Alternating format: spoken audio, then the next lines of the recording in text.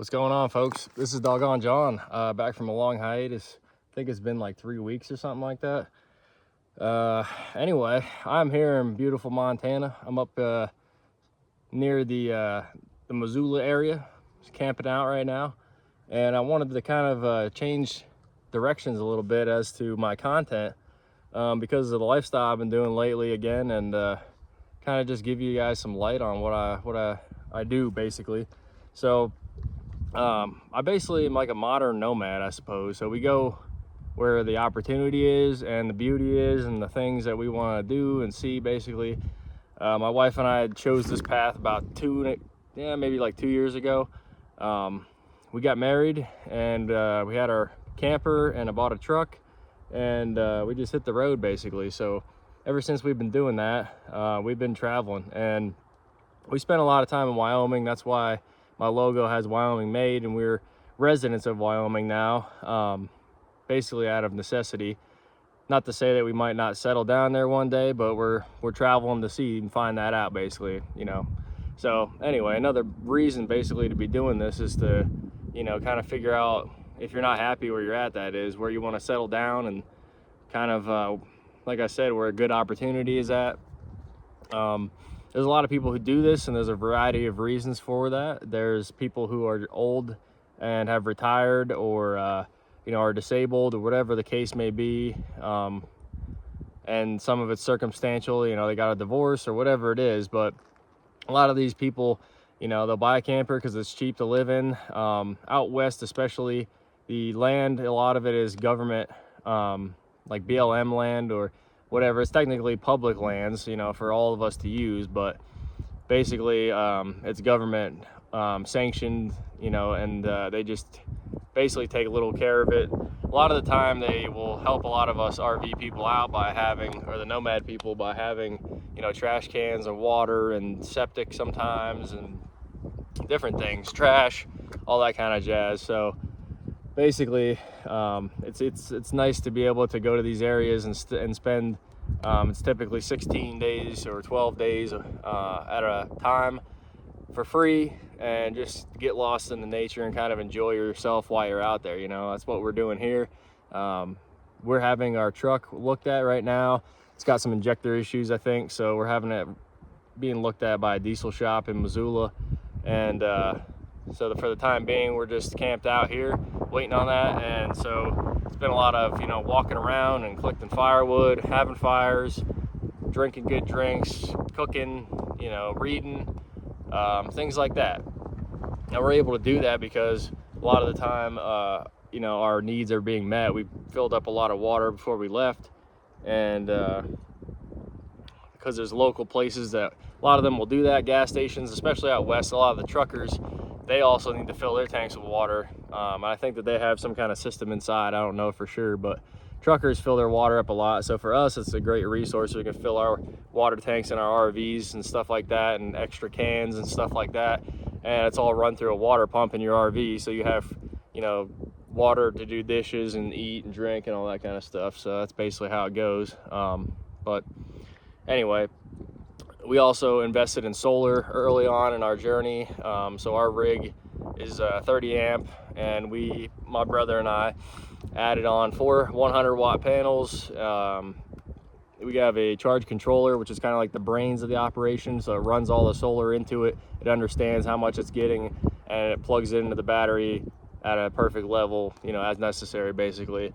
And later on, we had talked about it and wanted to do an inverter, which an inverter is got to take your 12-volt power, turn it into 110, so that you can run appliances like a microwave or a toaster, or, you know, we have a coffee grinder that's electric, or whatever it is, stuff like that.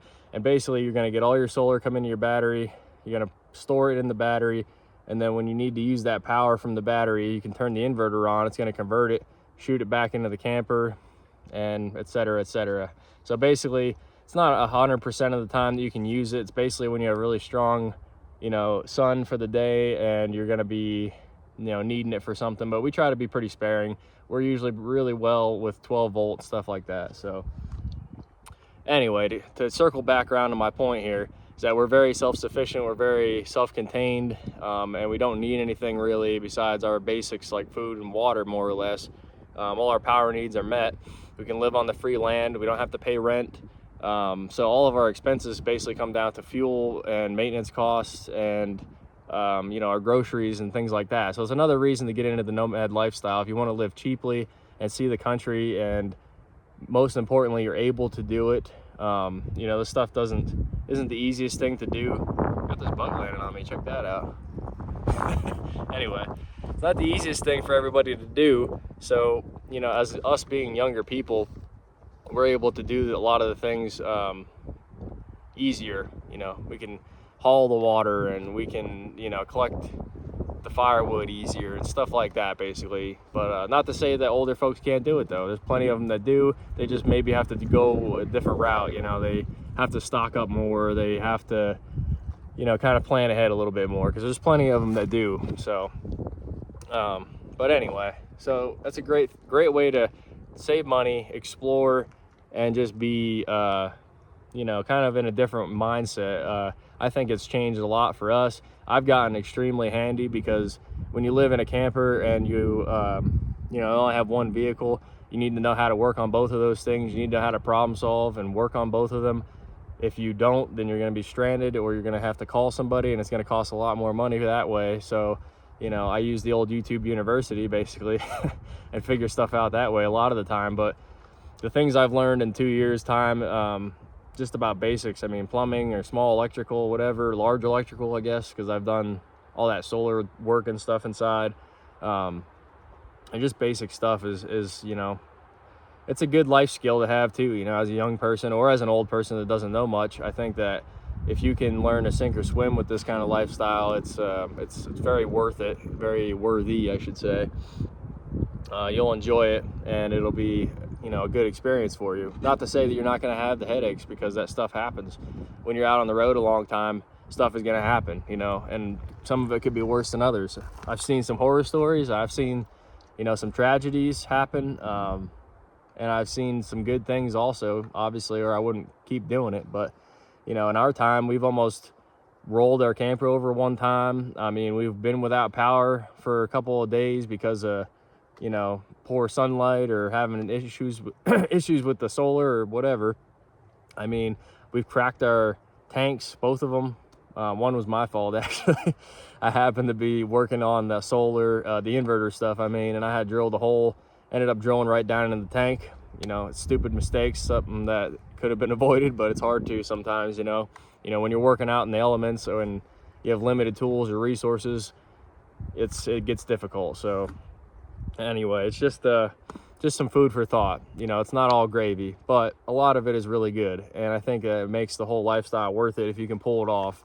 So it's something that, like I said, we've been doing it for the past 2 years, planning to keep doing it for a little while longer, I'm sure.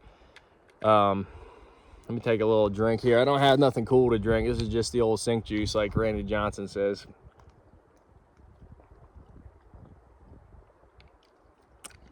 All right, so another thing that people ask a lot about in this lifestyle is how do you afford it? How do you do the cost?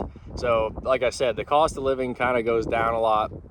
And I think that the more that you stay put, obviously you're not going to be spending it on fuel, and you're not going to have as much maintenance and things like that. Not to say you shouldn't run your equipment, but to keep it maintained, that is. But at the same time, a lot of the people who do this lifestyle do something called work camping, which is basically you get a hold of places through Facebook groups a lot of the time, or there's a couple websites as well, but more or less they offer you seasonal work. So it's going to be 6 to 8 months depending on what it is. Typically some of them are year round.